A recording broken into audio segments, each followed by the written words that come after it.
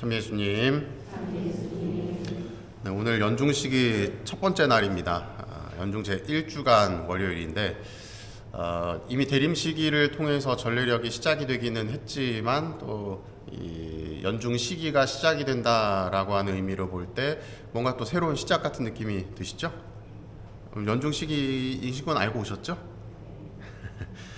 네, 오늘 1독서의 사무엘기 상권의 시작의 내용이 나오고 그리고 마르코 복음도 이제 거의 시작 부분의 내용이 나오고 있습니다. 사무엘기는 이 사무엘이라고 하는 인물에 관해서 다룬 내용인데 오늘 내용들을 이렇게 좀 배경을 좀 살펴보면 어떤 내용인가? 기원전 한 11세기경을 배경으로 하고 있습니다. 이 시기에는 이 판관 시대를 지내고 있다라고 이야기를 하는데 이전까지는 이 부족 시대였어요. 조그마한 동네마다 자기네들의 어떤 그 힘이 있는 지도자가 그 부족을 이끄는 그런 형태였다가 그들이 이제 우리가 이렇게 아무런 기준 없이 사는 건 아니다. 옳고 그름을 구별할 수 있는 그런 역할을 할 수 있는 사람이 있어야 된다 하면서 판관이라고 하는 사람을 이제 세우게 됩니다.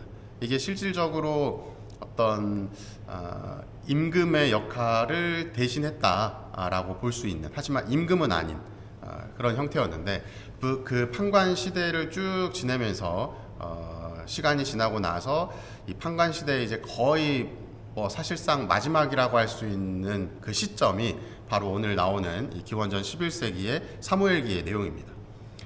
사무엘의 어머니를 오늘 독서의 내용을 통해서 보면 알 수 있는데 이 한나라고 하는 여인입니다.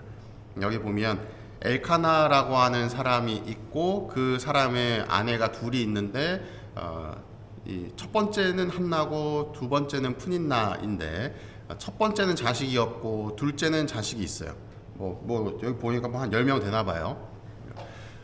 그러다 보니 이 한나의 입장에서는 사는 게 아니었습니다. 왜냐?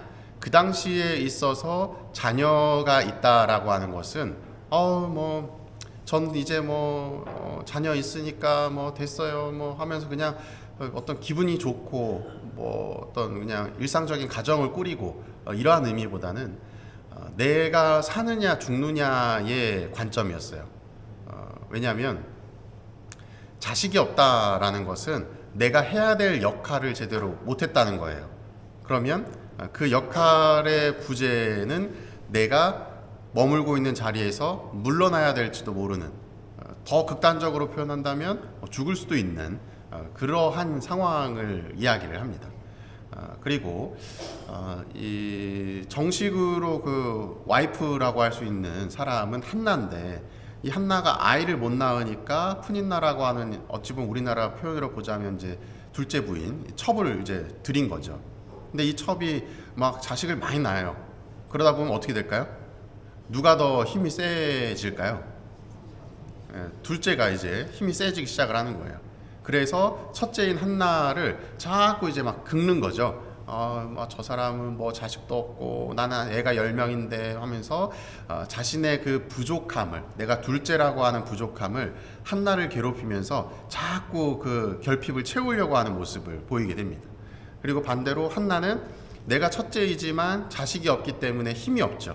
그러다 보니 둘째가 그 넘어서려고 하는 모습을 당하고만 있을 수밖에 없는, 그리고 그 모습을 지켜봤던 엘카나라고 하는 남편은 그러한 한나를 잘 이렇게 보듬어 주려고 하지만 실질적으로는 그 번제물, 제단에 바친 제물들을 2배로 챙겨주려고 했어도 그게 한나에게는 크게 위로가 되지 못했던 거죠.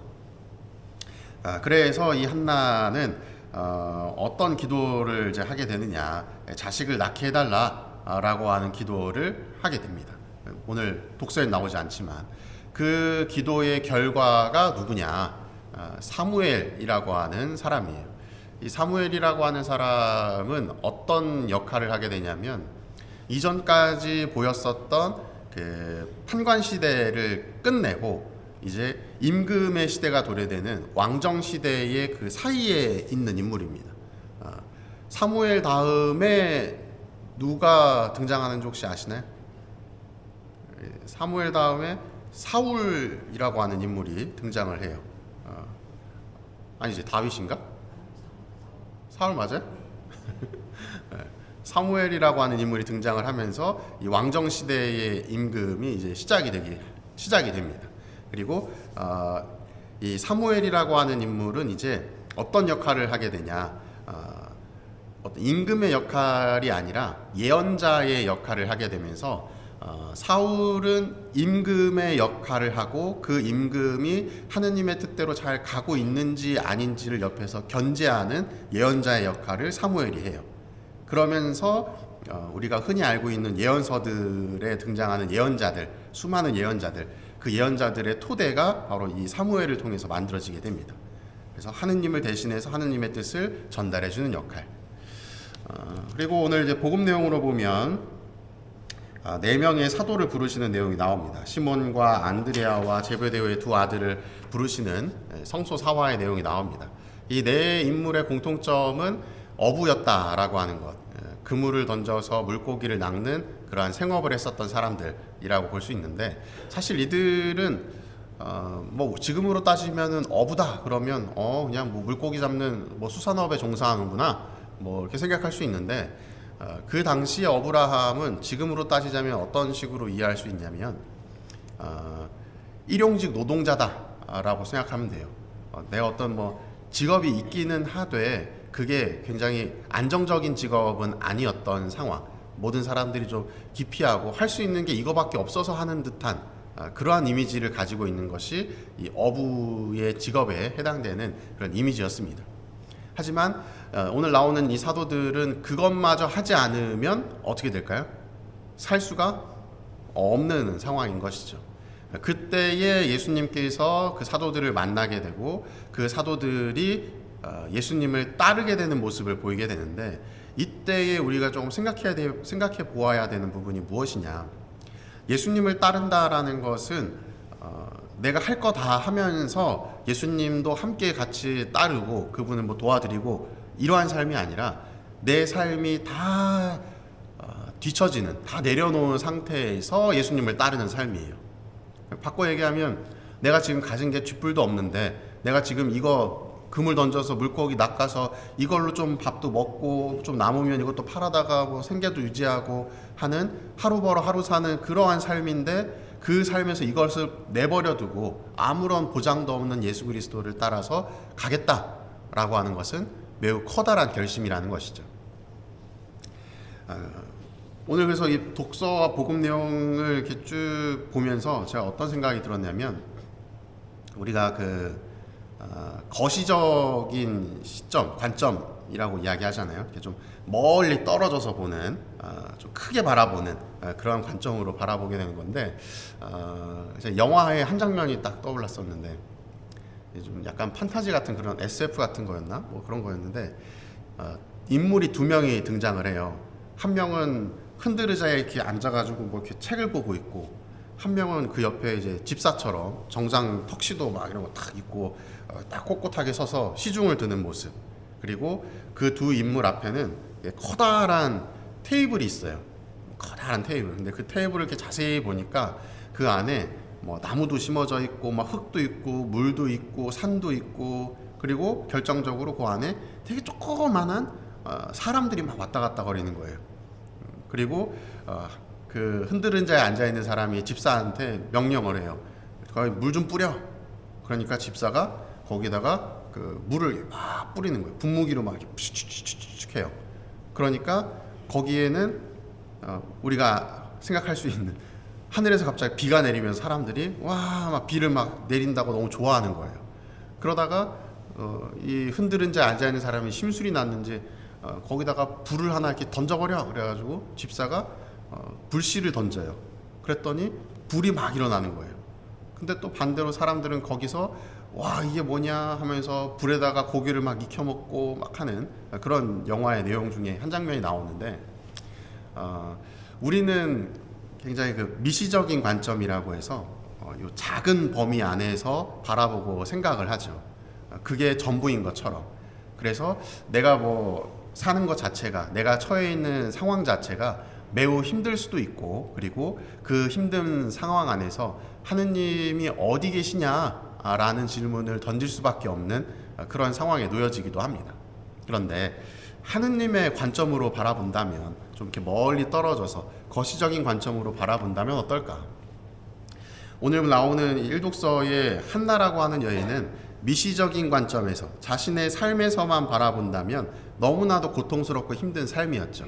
하지만 그 여인의 힘든 상황을 멀리서 바라본 하느님께서는 그녀의 그 상황을 알아보시고 아들을 하나 탁 던져주시는 겁니다. 그랬더니 그 아들을 통해서 한나 자체의 기쁨도 있었지만 사실 그걸 시작으로 이스라엘의 역사가 바뀌게 되고, 그걸 시점으로 시간이 흘러서 결국은 메시아이신 아기 예수님이 탄생하게 되는 거죠. 또한 오늘 복음에서도 마찬가지입니다.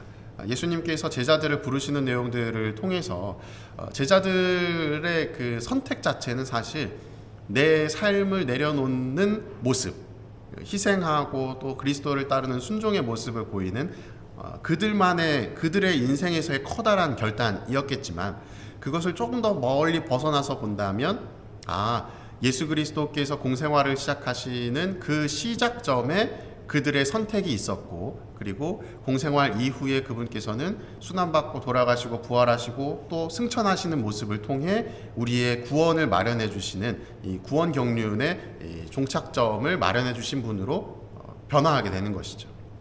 결국은 내가 지금 처해 있는 어떤 상황들이 각자가 존재하실 텐데, 그게 나의 관점으로만, 미시적인 관점으로 나의 관점으로만 바라본다면 그냥 나의 힘듦일 수 있지만, 하느님의 관점으로 바라보려고 한다면 여러 가지 하느님의 그 구원 경륜 안에 나의 삶이 작은 하나의 톱니바퀴처럼 맞물려서 돌아가고 있을 수도 있다는 겁니다. 그러니 지금은 어찌 보면 나의 고통일지 모르는 그 순간이, 그래, 어찌 보면 이걸 통해서 하느님께서는 또 커다란 것을 계획하고 계시겠거니 라는 마음을 지니신다면, 내가 겪는 고통을 없애주실 수도 있겠지만 없애주지 않는다 하더라도 조금은 견디기 쉽고 또 참을 수 있는 이유가 되지 않을까 하는 생각에 오늘의 말씀을 드립니다. 사랑합니다.